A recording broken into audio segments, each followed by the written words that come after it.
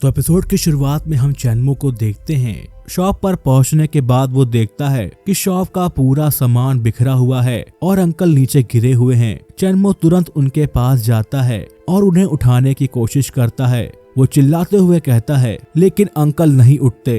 तभी वहाँ पर लेजी भी भागते हुए आ जाता है और कहता है हमें अंकल को जल्द से जल्द हॉस्पिटल लेकर जाना होगा। अब सीन यहाँ से हॉस्पिटल में शिफ्ट होता है जहाँ पर अंकल हुआ का ऑपरेशन किया जा रहा था क्योंकि उनकी हालत काफी ज्यादा खराब थी। चैनमो को बहुत ही चिंता हो रही थी और उसे उस व्यक्ति की बात याद आ रही थी जिससे वो टकराया था। उसने चैनमो को बताया था कि उसने एक जिद्दी बूढ़े व्यक्ति से मुलाकात की थी और उसे अपने हाथों से ही मारा था। चैनमो को यह सोचकर बहुत ही गुस्सा आता है कि अंकल हुआ पर हमला करने वाले लोग उसके सामने ही थे, लेकिन उसने उन्हें जाने दिया। इसलिए वो खुद को दोषी मानता है और सोचता है कि अगर वो अपने कामों में बिजी नहीं होता तो अंकल हुआ के साथ ऐसा नहीं हुआ होता। तब लेजी उसे दिलासा देने की कोशिश करता है और कहता है कि उसे खुद को दोषी नहीं मानना चाहिए। लेजी याद दिलाता है कि उनका बचपन कितना कठिन था और वो कितने गरीब थे। उनके पास रहने के लिए घर भी नहीं था।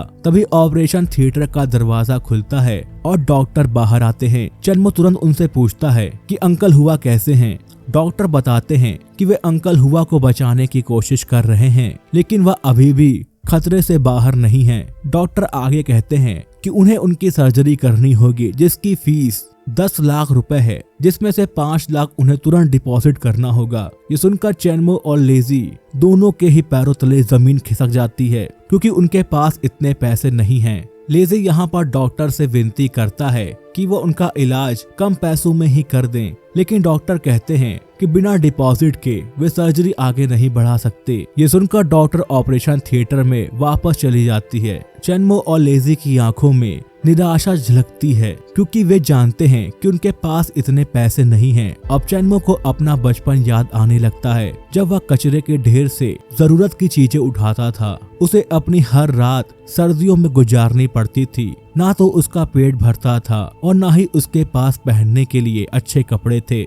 एक बार वह रास्ते में चलते हुए एक आदमी से टकरा गया था जिसने उसे भिखारी कहकर अपमानित किया था। चैनमो को भूख से तड़पते हुए एक शॉप के सामने रखे खाने के सामान दिखते हैं। वो वहां से खाना चोरी करने की कोशिश करता है, लेकिन एक आदमी उसे देख लेता है जिसकी वजह से चैनमो डर जाता है, लेकिन फिर भी हिम्मत बांधकर खाना उठाने की कोशिश करता है। तभी अंकल हुआ उसे पकड़ लेते हैं। चैनमो को डर लग रहा था कि पता नहीं उसके साथ अब क्या होगा, लेकिन अंकल हुआ ने उसे प्यार से खाना दिया और कहा कि चिंता मत करो, तुम इसे खा लो। अंकल हुआ ने आगे चैनमो से पूछा कि उसके परिवार के सदस्य कहाँ हैं ताकि वो उसे उनके पास पहुंचा सके। तब चैनमो उन्हें बताता है कि उसका कोई भी परिवार नहीं है। ये सुनकर अंकल हुआ ने कहा कि अब से वह उनके साथ रहेगा और उसे उनकी हर रोज मदद करनी पड़ेगी। अंकल हुआ ने उसे सिखाया कि एनर्जी कार्ड्स कैसे बनाए जाते हैं। यह सब याद करते हुए चैनमो को एहसास होता है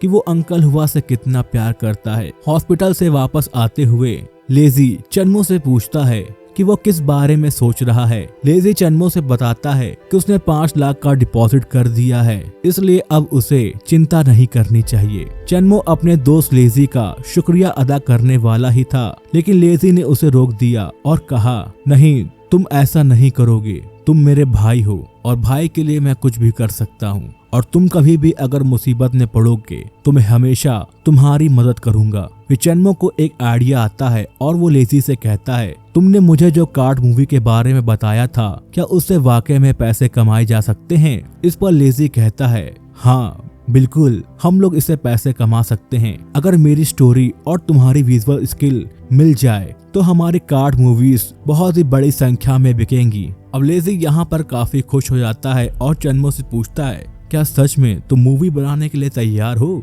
इस पर चैनमो कहता है हाँ मैं तैयार हूँ, चलो अब मूवी बनाते हैं और देखते हैं कि लोग इसे कितना पसंद करते हैं। कुछ समय बाद ऑपरेशन थिएटर का दरवाजा खुलता है और अंकल हुआ को बाहर लाया जाता है, जिनकी हालत अब थोड़ी ठीक होती है और वो चैनमो को देखकर काफी खुश हो जाते हैं और पूछते हैं कि वो कैसा है। अब सीन यहाँ से बदलता है और हम देखते हैं कि अंकल हुआ के शॉप पर इन्वेस्टिगेशन चल रही है और वहाँ पर जियो टांग नाम का डिटेक्टिव चारों तरफ हादसे की तहकीकात कर रहा था। तहकीकात के दौरान उसे एक कार्ड मिलता है और वो कहता है अब पता चलेगा कि आखिर इस स्टोर में किसने तोड़फोड़ की है। अगले सीन में चैनमो अपने कमरे में होता है और फिर वही बैगनी रंग का लिक्विड बनाने लगता है। वैसे इसमें कुछ इम्पोर्टेंट मटेरियल्स मिसिंग हैं, लेकिन फिलहाल मेरे पास जो भी है उसी से मैं ये कार्ड बना लेता हूँ। वो क्रिस्टल स्टोन को डालता है और उसे ग्राइंड करता है और फिर ब्लू इंक बनाता है। उसके तुरंत बाद वो अपने कार्ड बनाने की प्रोसेस को शुरू कर देता है और कहता है मुझे इसके लिए और भी ज्यादा मेहनत करनी होगी। जब वो एक कार्ड को कंप्लीट ही करने वाला था तभी समय खत्म हो गया और उसकी मेहनत वेस्ट हो गई। चैनमो कहता है पिछली बार जो मैंने फ्लेम ड्रैगन कार्ड बनाया था वो इससे भी ज्यादा मुश्किल था, लेकिन पता नहीं क्यों मैं जब खुद से कुछ करने की कोशिश करता हूँ तो हर बार फेल हो जाता हूँ।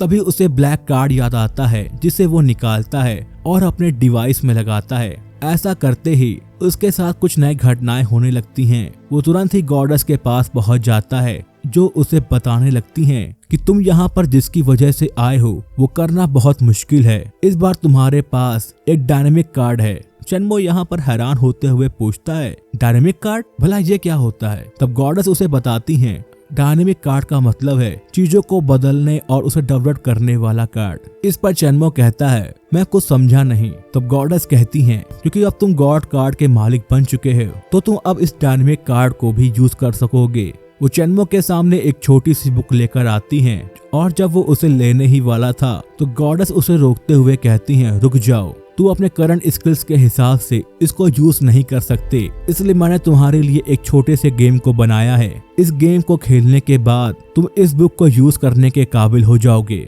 फिर गॉडेस उसे एक दूसरी दुनिया में भेज देती हैं जहां उसे समुद्री घास और स्वॉर्ड फिश दिखाई देती है। गॉडेस बताती हैं कि स्वॉर्ड फिश तुम्हारे सेंसेस का यूज करके हमले को अवॉइड करती हैं। अगर ये तुम्हें काट लेती हैं तो ये तुम्हारी बॉडी को थोड़ा बहुत नुकसान पहुंचा सकती हैं। तभी चैनमो अपने सेंसर्स का यूज करके स्वॉर्ड फिश के हमले को डॉज करता है। शुरुआत में तो वह सिर्फ 10 स्वॉर्ड फिश के हमले को डॉज करता है, लेकिन उनकी संख्या बढ़ने पर उसे बहुत ही मुश्किल होती है। तब गॉडेस कहती हैं कि फाइनल राउंड में 20 फिश हमला करेंगी तो तुम उनसे कैसे बचोगे। अब यहाँ पर चैनमो के सेंसर्स की स्ट्रेंथ काफी बढ़ जाती है और वो कहता है मुझे अंकल हुआ ने हिम्मत को बांध कर रखना सिखाया है और इसलिए मैं इस टेस्ट को जरूर पास करूंगा। इधर हॉस्पिटल में अंकल हुआ की हालत अभी तक ठीक नहीं हुई थी और चैनमो समुद्र के अंदर अपने आप को बचाने की कोशिश कर रहा था। उसके सेंसर्स अब काफी ज्यादा तेज हो गए थे जिससे वो हर एक अटैक का पता बहुत ही आसानी से लगा पा रहा था। चैनमो बड़ी मुश्किल से हमले को डॉज कर पाता है, लेकिन इस बार वो सफल हो जाता है। आखिर में गॉडेस कहती हैं अब फाइनल राउंड की बारी है और अब 20 फिशेस हमला करेंगी, क्या तुम उससे बच पाओगे? जिस पर चैनमो उससे कहता है कि हाँ बिल्कुल। चैनमो यहाँ पर सोचता है कि अगर उसके सेंसर्स 5 मीटर तक काम करें तो वो निश्चित रूप से हर एक फिश के हमले को डॉज कर सकेगा। इसी दौरान वो कई सारे फिश के हमले को भी डॉज कर देता है और महसूस करता है कि वो पानी के बहाव को ध्यान में रखते हुए फिश के हमले का अनुमान लगा सकता है कि वे किस दिशा से आ रही हैं। पानी में फिश होने की वजह से पानी का बहाव बदलता है जिससे चैनमो को उनकी दिशा का पता चलता है। तब चैनमो अपने सेंसर्स को फैलाता है और तेजी से फिश के बीच से गुजरते हुए सभी हमलों को डॉज कर देता है और समुद्री घास से बाहर आ जाता है। उसी समय गॉडेस सामने आती हैं और उसे बधाई देती हैं और कहती हैं कि उसने इस टेस्ट को पास कर लिया है। इसके तुरंत बाद उसके सामने बुक आ जाती है जिससे वह डायनेमिक्स को सीख जाता है। नई स्किल्स के आने के बाद वो एक नया कार्ड बनाता है जिसको बनाने में उसे ज्यादा समय नहीं लगता। तब चैनमो कहता है कि ये स्किल तो वाकई काफी कमाल की है। उसी समय लेजी वहाँ पर आता है और कहता है कि उसने उनके दोनों नामों को मिलाकर एक नया नाम बनाया है और अब से उसके ग्रुप का नाम है मलई। लेजी देखता है कि चैनमो ने एक नया कार्ड बना लिया है और उससे पूछता है कि उसने कौन सा कार्ड बनाया है। तब चैनमो उसे उस कार्ड को दिखाता है। कार्ड के विजुअल्स काफी कमाल के होते हैं, लेकिन वीडियो तुरंत ही खत्म हो जाता है। चैनमो कहता है कि उसके पास मटेरियल खरीदने के पैसे नहीं हैं, इसलिए इसमें ज्यादा इम्प्रूवमेंट नहीं हो सकती। तब लेज़ी कहता है कि वो उसे एक बहुत ही अच्छी जगह पर लेकर चलेगा। और इसी के साथ ये एपिसोड यहीं पर खत्म हो जाता है। तो दोस्तों, अगर आपको मेरे द्वारा की गई एक्सप्लेनेशन पसंद आती है तो वीडियो को लाइक और चैनल को सब्सक्राइब करना बिल्कुल मत भूलिएगा। अब मिलूंगा आपसे अगली वीडियो में, तब तक के लिए tata bye bye and take care.